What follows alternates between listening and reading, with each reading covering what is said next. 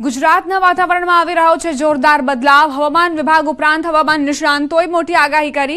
જાન્યુઆરીના અંત અને ફેબ્રુઆરીના પ્રારંભે જ ગુજરાતના વાતાવરણમાં ફેરફાર જોવા મળી શકે છે। હવામાન વિભાગના મતે ફેબ્રુઆરીની શરૂઆતમાં જ કમોસમી વરસાદ થઈ શકે છે। તો હવામાન નિષ્ણાંત પરેશ ગોસ્વામીના મતે હજુ ઠંડી ગઈ નથી। ખાસ વાત એ છે કે માવઠા બાદ ફરી ગુલાબી ઠંડીનો મારો રહી શકે છે। આગાહીકાર પરેશ ગોસ્વામીના મતે ઉનાળો હજુ શરૂ થવાનો નથી અને ફેબ્રુઆરીમાં પણ ગુલાબી ઠંડીનો મારો રહી શકે છે। आने वाला अगले 5 दिन तक मौसम ड्राई रहेगा और लघुत्तम तापमान में ज़्यादातर परिवर्तन नहीं होगा, लेकिन उसके आगे डे 6 एंड डे 7 से दूसरा और तीसरा फरवरी वो आइसोलेटेड जगह में बारिश होने का चांसेस है। सौराष्ट्र में आपका जो डिस्ट्रिक्ट इसमें आ रहा है अमरेली और भावनगर, और गुजरात रीजन में जो साउथर्न डिस्ट्रिक्ट है नवसारी, वलसाड, दमन एंड दादरा नगर हवेली में आइसोलेटेड जगह में बारिश होने का चांसेस है। और डे 7 मतलब 3 फरवरी आपका जो सौराष्ट्र में अमरेली, भावनगर और जो गुजरात रीजन में उत्तरी क्षेत्र में अरावली, महासागर और दाहोद में आइसोलेटेड जगह में लाइट रेन होने का संभावना है। 23 થી 27 જાન્યુઆરીના સેશનમાં કોલ્ડ વેવ નહીં હોય પણ તીવ્ર ઠંડીનો ચોક્કસથી રાઉન્ડ આવી રહ્યો છે અને આ તીવ્ર ઠંડી છે એક પ્રકારે છેલ્લો રાઉન્ડ ગણી શકાય। એ પછી આપણે શિયાળો પૂર્ણ નથી થવાનો, ફેબ્રુઆરીમાં પણ ઠંડી રહેવાની છે, પણ ફેબ્રુઆરીમાં સવાર સાંજ ઠંડી હોય અને એક પ્રકાર ગુલાબી ઠંડી હોય। સુરેન્દ્રનગરના ગ્રામ્ય પંથકમાં ગાબડાનો સિલસિલો યથાવત છે। ધ્રાંગધ્રાના વિરેન્દ્રગઢ ગામની સીમમાં માઇનોર કેનાલમાં ઠેર ઠેર લીકેજ થતા ખેડૂતોના તૈયાર પાકમાં પાણી ફરી વળ્યા। માળિયા બ્રાન્ચની માઇનોર કેનાલ એક જગ્યાએ તૂટતા ખેડૂતોને ભારે નુકસાન થયું। ધરતીપુત્રના ઘઉં, જીરું, ચણા સહિતના પાકને મોટું નુકસાન પહોંચ્યું છે। ખેડૂતોએ અનેક વખત નર્મદા વિભાગ અને ડેપ્યુટી કલેક્ટરને રજૂઆત કરી છતાં સમસ્યાનું નિવારણ નથી આવ્યું, જેથી ખેડૂતોમાં રોષ ફાટી નીકળ્યો છે। સંવાદદાતા અક્ષય જોડાઈ ગયા છે વધુ જાણકારી સાથે। અક્ષય, સુરેન્દ્રનગરમાં ફરી એક વખત કેનાલમાં ગાબડું, શું જાણકારી?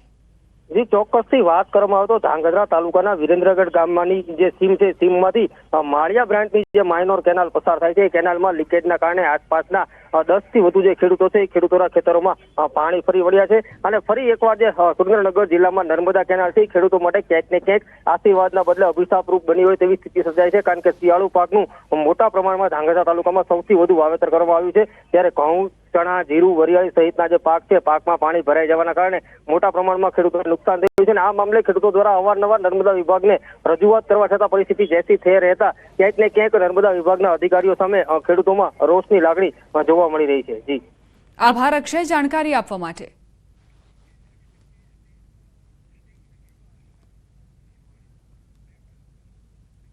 વાત હવે આસ્થાના મહાકુંભની।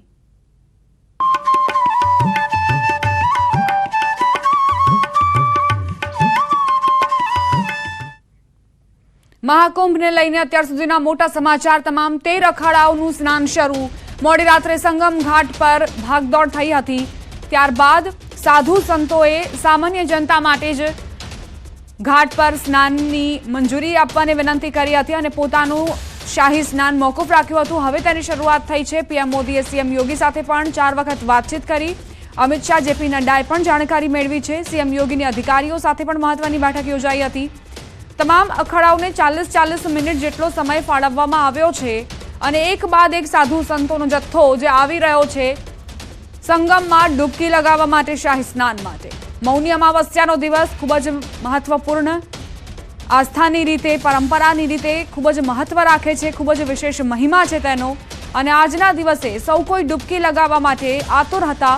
ઘણા એવા લોકો હતા જે સાંજના સમયે જ પહોંચી ચૂક્યા હતા સંગમ ઘાટ પર અને રાહ જોઈ રહ્યા હતા કે બ્રહ્મ મુહૂર્ત સ્ટાર્ટ થાય, શરૂ થાય, ત્યારબાદ તેઓ આસ્થાની ડૂબકી લગાવે અને તેના કારણે જ આ વ્યવસ્થા સર્જાઈ। તે લોકો ઘાટ પર જ સૂઈ ગયા અને અન્ય લોકો ત્યાંથી આવ્યા, ત્યારબાદ ભીડ નિયંત્રણની બહાર જતી રહી હતી। એટલે જ સાધુ સંતોએ નિર્ણય કર્યો કે વહેલી સવારે જે શાહી સ્નાન થવાનું હતું તે મોકૂફ રાખીએ છીએ અને હવે જ્યારે સ્થિતિ નિયંત્રણમાં આવી ગઈ છે તો આ શાહી સ્નાનની શરૂઆત થઈ ગઈ છે। 40-40 મિનિટનો સમય ફાળવવામાં આવ્યો છે દરેક અખાડાઓને।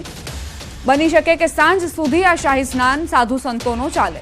अमावस्या का पावन दिन है, आज आपने अमृत स्नान किया है, क्या कुछ कहेंगे? मैं सभी भक्तों को और सभी पत्रकार बंधुओं को और विशेष तौर से आपके चैनल को मैं संदेश देता हूं कि आप लोकतंत्र के चारों स्तंभ से एक स्तंभ आप हैं और सही चीज संदेश प्रसारित करना है। और आपके चैनल के माध्यम से मैं सरकार से मांग करूंगा कि भारत देश में स्वास्थ्य और शिक्षा की अति आवश्यकता है और सरकार स्वास्थ्य पर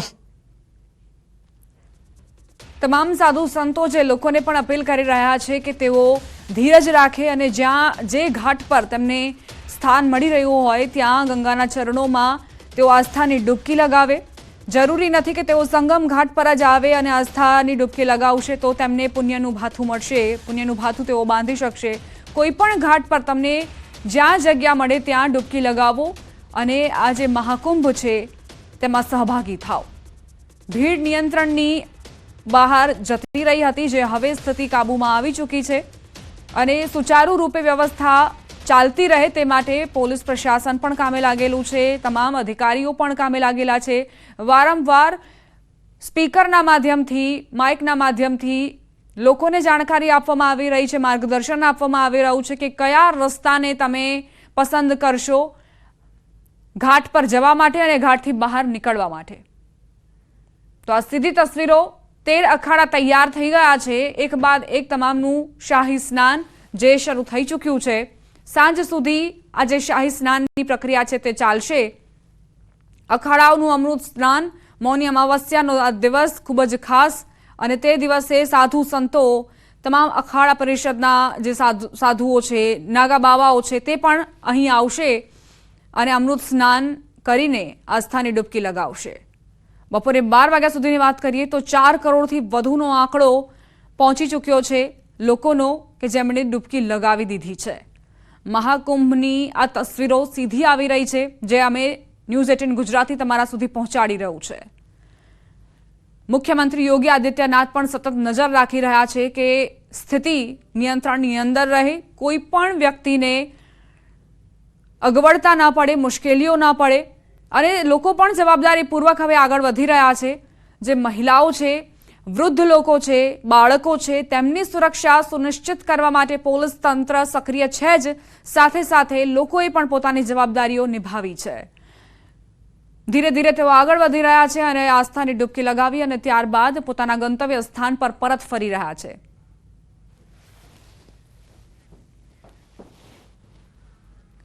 સમાચારોમાં આગળ વધીએ। જીએસઆરટીસીની વોલ્વો બસ પ્રયાગરાજ વહેલી સવારે પહોંચી।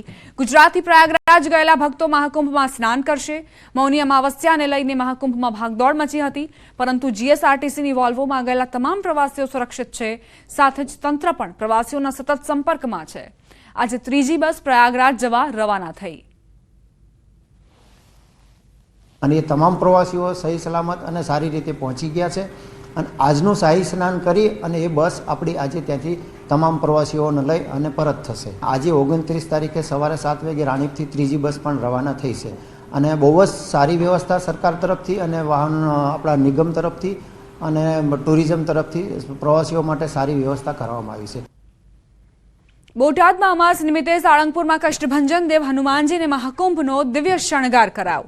અમાવસ્યા નિમિત્તે 29 જાન્યુઆરીએ 2025ને બુધવારના રોજ કષ્ટભંજન દેવ દાદાને દિવ્ય શણગાર ધરાવી વિશેષ પૂજન અર્ચન અને આરતી કરાઈ। કુંભ મેળો હિન્દુ ધર્મની અનોખી સંસ્કૃતિમાં સાધુ સંસ્કૃતિ અને સમાજની ત્રિવેણીને જોડતો પવિત્ર સંગમ છે।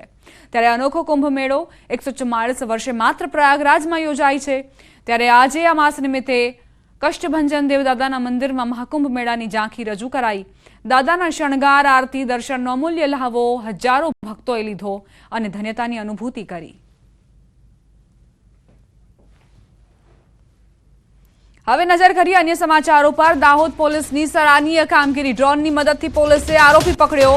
આરોપી પકડાતા ઘરફોડ ચોરીનો ભેદ ઉકેલાયો। રાજસ્થાનના 3 મંદિર, રાજસ્થાનના એક ઘરફોડ ચોરી અને ગુજરાતના એક મંદિરમાં ચોરીનો ભેદ ઉકેલાયો છે। ચોરી કરનાર આરોપી રાજેશ લાલા અને મુદ્દામાલ ખરીદનાર વેપારી દિલીપ સોનીને પોલીસે ઝડપી પાડ્યો। 8 લાખ રૂપિયાનો મુદ્દામાલ રિકવર કરાયો। માથવા ગામના ડુંગરાળ વિસ્તારમાં પોલીસે કોમ્બિંગ કરીને ડ્રોન મારફતે આરોપી પર બાજ નજર રાખી અને આરોપી સકંજામાં આવ્યો। સંવાદદાતા સૌરભ જોડાઈ ગયા છે વધુ જાણકારી સાથે। સૌરભ, એક ચોરને પકડવા માટે હાઈટેક ટેકનોલોજીનો ઉપયોગ કરવામાં આવ્યો છે. શું વિગતો, કઈ રીતે આરોપી દબોચાયો? બિલકુલ કહી શકાય કે રાજસ્થાનના 3 મંદિર અને રાજસ્થાનમાં એક ઘરફોડ ચોરી અને તેમજ ગુજરાતમાં એક મંદિરમાં ચોરી કરી અને ફરાર આરોપીને પોલીસ દ્વારા પકડવા માટે જે ટીમો કાર્યરત કરવામાં આવી હતી, ત્યારે પોલીસને એક બાતમી મળી હતી કે આ જે ચોરી કરનાર ઇસમ છે તે માતવા ગામના ડુંગરાળ વિસ્તારમાં છે. ત્યારબાદ પોલીસ દ્વારા જે ડુંગરાળ વિસ્તાર હોવાથી તમામ જે વિસ્તારને કોમ્બિંગ કરવામાં આવ્યું હતું. ચારે તરફથી જે કોમ્બિંગ હાથ ધરવા બાદ પોલીસ દ્વારા ડ્રોન ઉડાવવામાં આવ્યો હતો અને ડ્રોન મારફતે જે ચોર છે તેના ઉપર નજર રાખવામાં આવી હતી. જો કે કહી શકાય કે દાહોદ જિલ્લા પોલીસ એકમાત્ર ગુજરાતની એવી હાઈટેક પોલીસ છે જે ડ્રોનનો ઉપયોગ કરી અને અગાઉ પણ 14 થી વધારે નશા ફરતા આરોપીને પકડી પાડ્યા છે. જો કે અત્યારે પોલીસ દ્વારા માતવા ગામના ડુંગરાળ વિસ્તારમાંથી કોમ્બિંગ કરી અને ડ્રોન મારફતે આરોપી પર બાજ નજર રાખી અને આરોપીને પકડી પાડી 8 લાખથી વધુનો મુદ્દામાલ રિકવર કર્યો છે. તેમજ મુદ્દામાલ ખરીદનાર વેપારીને પણ પકડી પાડી કાયદેસરની કાર્યવાહી હાથ ધરવામાં આવી છે. આભાર સૌરભ, જાણકારી આપવા માટે.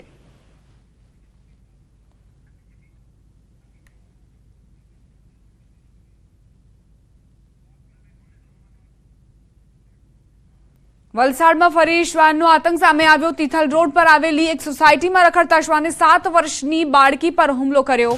બાળકી શ્વાન નજીક જતા તેણે હુમલો કર્યો. બાળકી નીચે પડી ગયા બાદ પણ શ્વાન હુમલો કરતો રહ્યો. જો કે બાળકી ઊભી થઈ ભાગી જતા બચાવ થયો હતો. શ્વાનના હુમલામાં બાળકીને 8 ટાંકા આવ્યા. શ્વાનના હુમલાની ઘટના સીસીટીવીમાં કેદ થઈ હતી. 15 દિવસમાં શ્વાનના હુમલાનો આ બીજો બનાવ સામે આવ્યો છે.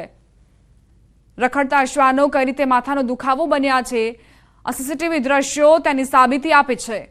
7 વર્ષીય બાળકી જે રમી રહી હતી અને તેની ઉપર અચાનક જ આ રખડતા શ્વાને હુમલો કરી દીધો.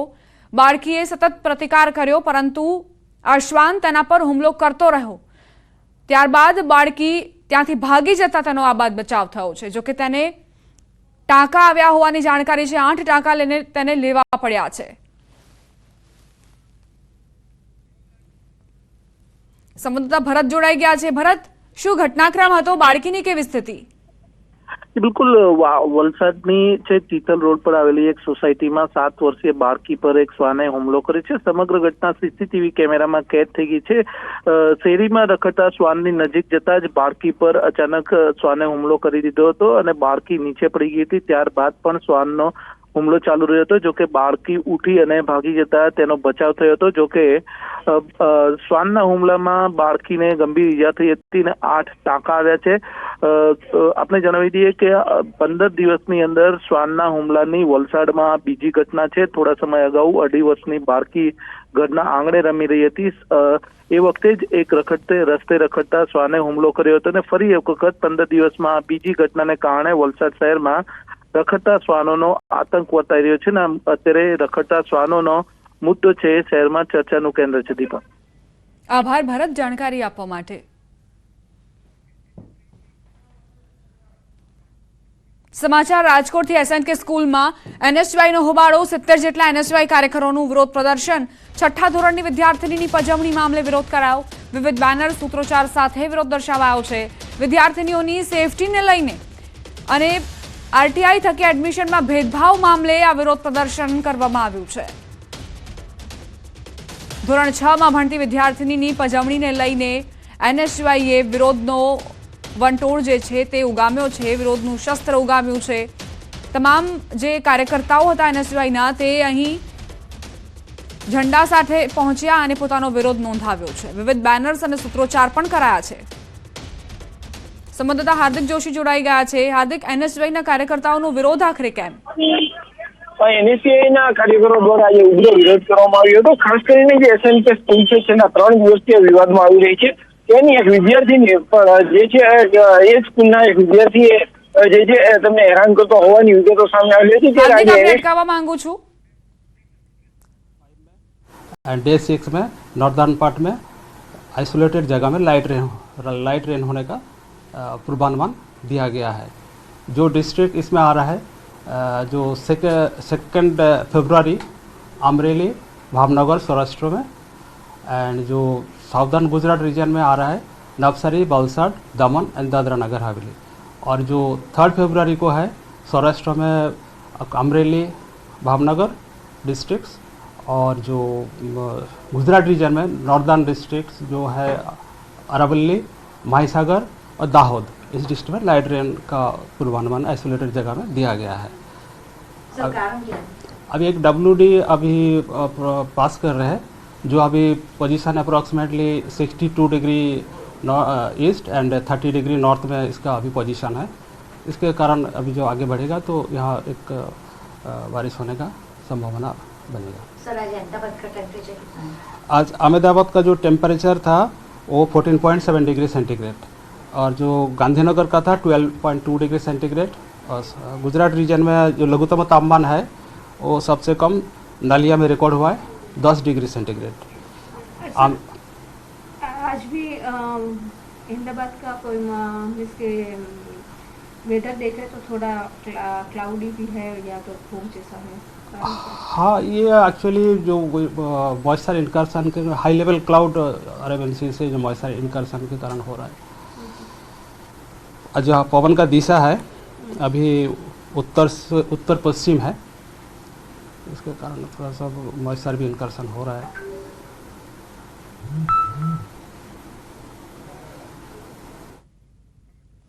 માવઠાને લઈને હવામાન વિભાગે આગાહી કરી છે। દક્ષિણ ગુજરાત અને સૌરાષ્ટ્રમાં વરસાદની આગાહી કરવામાં આવી છે। 2 ફેબ્રુઆરીની વાત કરીએ તો અમરેલી ભાવનગરમાં કમોસમી વરસાદ પડી શકે છે અને સાથે સાથે દક્ષિણ ગુજરાતની વાત કરીએ તો વલસાડ, નવસારી, દમણ, દાદરા નગર હવેલીમાં પણ વરસાદ વરસી શકે છે। જિલ્લા સાથે માવઠાની હવામાન વિભાગની આગાહી 2 અને 3 ફેબ્રુઆરીને લઈને આગાહી કરવામાં આવી છે। દક્ષિણ ગુજરાત અને સૌરાષ્ટ્રમાં વરસાદ વરસી શકે છે। 2 અને 3 ફેબ્રુઆરીએ માવઠાની આગાહી કરવામાં આવી છે। અમરેલી ભાવનગર અસરગ્રસ્ત થઈ શકે છે। કમોસમી વરસાદ અહીં પડી શકે છે તેવી જાણકારી। વેસ્ટર્ન ડિસ્ટર્બન્સના કારણે આ વરસાદ વરસી શકે છે તો માવઠું ખેડૂતોની ચિંતા વધારશે તેવી આગાહી હવામાન વિભાગની।